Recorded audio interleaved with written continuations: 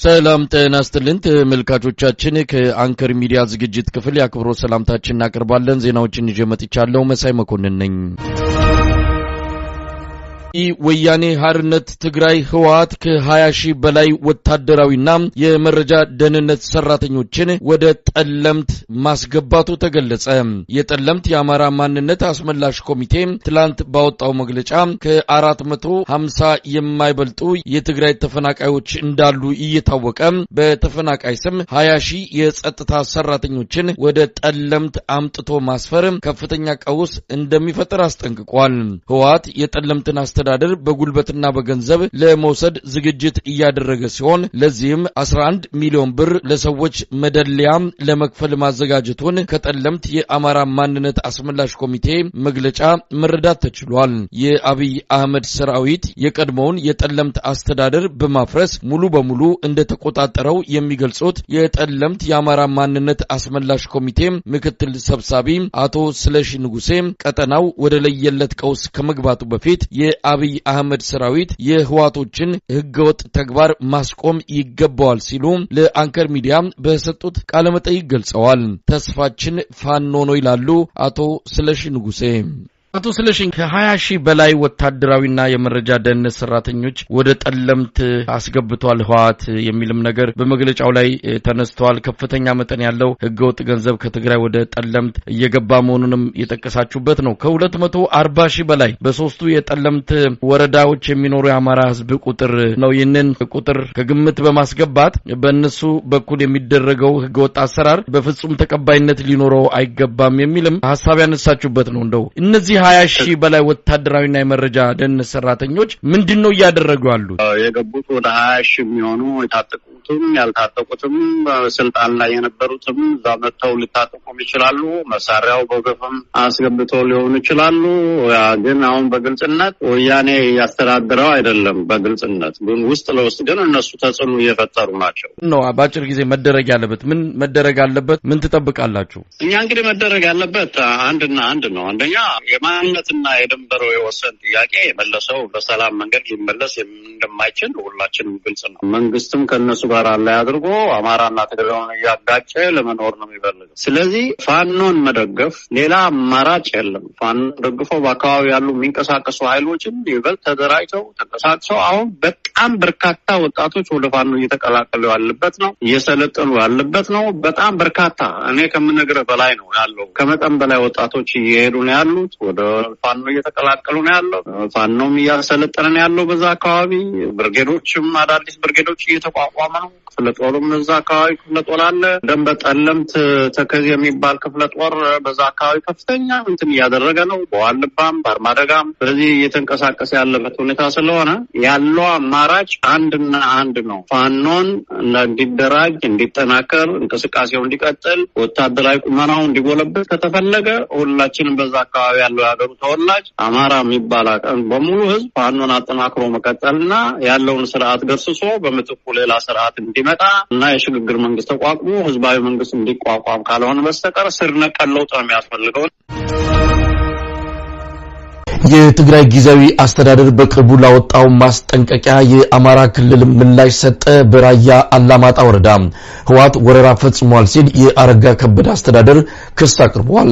በቀጠናው የሚታየው አዝማሚያ ስጋት ያጠላበትና ጦርነት የማይቀር መሆኑን የሚያመላክት ነው ይላሉ የአንከር ሚዲያ ምንጮች። በሰሞኑን የትግራይ ጊዜያዊ አስተዳደር የአማራ ክልል ላይ ባወጣው ጠንከር ያለ ማስጠንቀቂያ በወልቃይትና በራያ የሥርዓተ ትምህርት ካሪኩለም ለውጥ ተደርጎ ተግባራዊ መሆኑ ፈጽሞ ተቀባይነት የሌለው ነው ሲል መግለጹን ተከትሎ ነው የአማራ ክልል ዛሬ ምላሽ የሰጠው። ካለፉት ድርብርብ ውድቀቶች ትምህርት መውሰድ ያልቻለው ህወሓት የተለመደ ትንኮሳ በማድረግ ላይ መሆኑን እጅጉን አሳዝኖናል ብሏል የአረጋ ከበደ አስተዳደር። ህወሓትም ሆነ የትግራይ ጊዜያዊ አስተዳደር ለሀገሪቱ ቋሚ ቀውስ ምንጭ ከሚያደርጉት ተግባራት እንዲታቀቡ እንመክራለን ያለው የአረጋ ከበደ አስተዳደር በራያ አላማጣ ጦርነት በመክፈትም ክስ አቅርቧል። ይህ በእንዲህ እንዳለ ከትላንት በስቲያ ሌሊት ጥቃት የከፈተው የህወሓት አርሚ 24 የተሰኘው ጦር የራያ አላማጣ 2 ቀበሌዎችን ተቆጣጥሮ እንደሚገኝ የደረሰን መረጃ መልክቷል። የዘውትር ዘጋቢያችን እንዳደረሰን መረጃ ከሆነ የአብይ አህመድ ሰራዊት ይህን ትንኮሳ ለማስቆም የወሰደው እርምጃ የለም። የኦሮሚያ ብልጽግና ከ20 ሺህ እስከ 30 ሺህ ቢሊዮነሮችን ለማፍራት እቅድ አውጥቶ እየሰራበት እንደሚገኝ ተገለጸ። ለአንከር ሚዲያ በደረሰ መረጃ ላይ እንደተመለከተው የኢኮኖሚ የበላይነትን ለመያዝ በርካታ ባለሀብቶችን መፍጠር እንደሚገባ ከድምዳሜ ላይ የደረሰው የኦሮሚያ ብልጽግና በመጪዎቹ 10 ዓመታት ውስጥ እስከ 30 ሺህ የሚጠጉ የኦሮሞ ቢሊዮነሮችን ለመፍጠር አቅዶ በስፋት እየሰራበት ይገኛል። ለዚህም የሀገሪቱን የፋይናንስ ተቋማት ብድርም ሆነ ሌሎች አገልግሎቶችን ቅድሚያ ለኦሮሞ ባለሀብቶች እንዲሰጡ ማድረግ፣ ዋና ዋና የኢንዱስትሪና ማኑፋክቸሪንግ ተቋማትን በመቆጣጠር ሰፊ ሀብት እንዲከማች ማድረግ፣ ሌሎች ባለሀብቶችን ከጫወታው በማውጣት በኢኮኖሚው ላይ ያላቸውን ተሳትፎ እንዲቀንስና የማይገዳደሩ አድርጎ ማዳከም፣ ከውጭ ሀገራት የሚገኙ የኢንቨስትመንት እድሎችንና የንግድ ልውውጦችን ለኦሮሞ ባለሀብቶች በመስጠት በዓለም አቀፍ የቢዝነስ መድረኮች ላይ ተሳትፏቸውን ማሳደግና የመሳሰሉ ተግባራት እንዲከናወኑ ነው የኦሮሚያ ብልጽግና አቅጣጫ አስቀምጦ እየተንቀሳቀሰ ያለው። ባለፉት 6 ዓመታት ከ200% በላይ የጨመረው የኦሮሞ ባለሀብቶች ቁጥር አገዛዙ በምን ያህል ፍጥነት እቅዱን እያሳካው እንዳለ አመላካሽ ነው ያሉት መረጃውን ያደረሱን ምንጮች በጥቂቱ ከ1000 በላይ የኦሮሞ ቢሊዮነሮች አብይ አህመድ ስልጣን ከያዘ ወዲህ ማፍራት መቻሉን አመልክተዋል። ይህም ቁጥር በሚቀጥሉት 10 ዓመታት ከ20 ሺህ እስከ 30 ሺህ በማሳደግ የኢኮኖሚውን የበላይነት ለአንዴና ለመጨረሻ ጊዜ ለመያዝ የታለመ ሲሆን በፖለቲካው አቅም ለረጅም ጊዜ በስልጣን ላይ ለመቆየት የሚያስችል እንደሆነም ታምኖበት በሙሉ ኃይል እየተሰራበት እንደሚገኝም ለማወቅ ተችሏል። የኦሮሞ አክራሪ ብሔርተኞች ለዘመናት ብድር የሚፈሰው ወደ ሰሜኑ የሀገሪቱ ክፍል ላሉ ባለሀብቶች ነበር። ይህ መቀልበስ አለበት የሚል አጀንዳ ከፍተው በሰፊው ሲያራግቡ እንደነበር የሚታወስ ሲሆን አብይ አህመድ ስልጣን መያዙን ተከትሎ ትልልቆቹን የሀገሪቱን የፋይናንስ ተቋማት በአንድ ወገን የበላይነት እንዲያዙ በማድረግ ከፍተኛ ቁጥር ያለው የኦሮሞ ባለሀብት እንዲፈጠር ማድረጉን ነው ከምንጮች መረጃ ለማወቅ የተቻለው።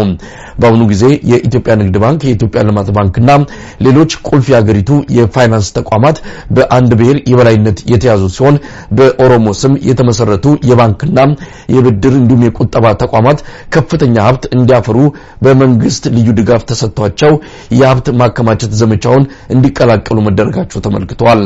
የኦሮሞ ባለሀብቶች ከሀገር ውስጥ በተጨማሪ ልዩ የውጭ ምንዛሬ አቅርቦት እየተሰጣቸው በተለያዩ የዓለም ሀገራት ሀብት እንዲያፈሩ እየተደረጉ ሲሆን በዱባይ፣ በቻይናና በአሜሪካ እንዲሁም በአውሮፓ ትልልቅ የሪል ስቴትና የንግድ ድርጅቶችን በመክፈትና አክሲዮን በመግዛት ከፍተኛ ሀብት እንዲያፈሩ በመደረግ ላይ መሆናቸውም ተገልጿል።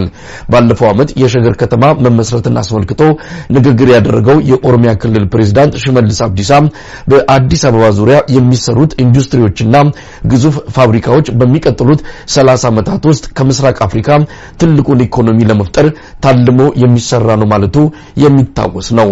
ይህ የኦሮሞ ባለሀብቶችን የማበራከት ልዩ የአብይ አህመድ ፕሮጀክት በዋናነት የሌሎች ኢትዮጵያውያን ባለሀብቶችን ወረት በመቀማት ከሀገር እንዲሰደዱ በማድረግ ብድር በመንፈግ ስራቸውን በማዳከም ላይ ያነጣጠረ ሲሆን በባለፉት 6 ዓመታት ውስጥ የአማራ ተወላጆች ባለሀብቶች በ20 በመቶ እንዲቀንሱ፣ የትግራይ ባለሀብቶች በ40 በመቶ ከጫወታ ውጪ እንዲሆኑ መደረጉን ከተገኘው መረጃ ለማወቅ ተችሏል።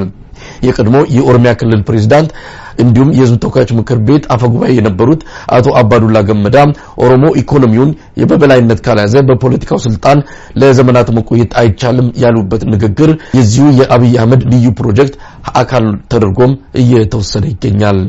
አብይ አህመድ እንደተባለው ከህዋት የበለጠ መርዛማ ነገር ነው ወደ ወልቃይት ይዞ መሄድ የፈለገው።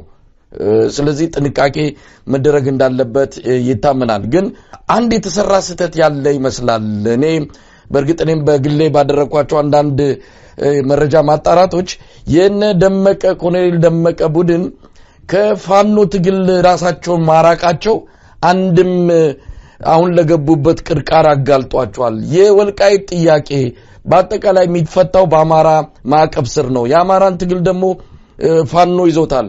ፋኖ ከዳር ሊያደርሰው እንደሚችል ምንም ጥርጥር የለውም።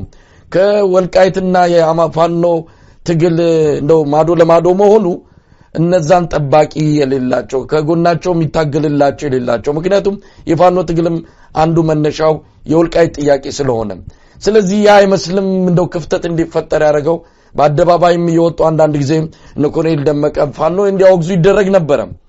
ምናልባት ያው ፎለምታ ነው ብዙ ነገር አናነሳ ነበር።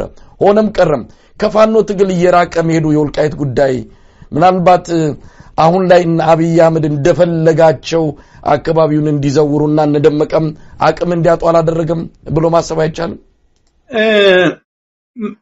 መሳይ እንደዛ ብሎ መደምደም ላይቻል ይችላል። መቼም ከመንግስት ጋር ሆነ መንግስትን የህዝብን ጥያቄ አልመለሰልኝም ብሎ እየታገለ ያለ ጋር እንዲሆን መጠበቁ ትንሽ ላስኬድ ይችል ይሆናል። እነ ኮሎኔል እንደምታውቀው እንግዲህ አቶ አሸተ ደምለው የዚህ ወልቃይት አማራ ማንነት ሳይሆን በቀጥታ የአካባቢ አስተዳደር ነው። በትክክል የብልጽግና ተጠሪ ነው።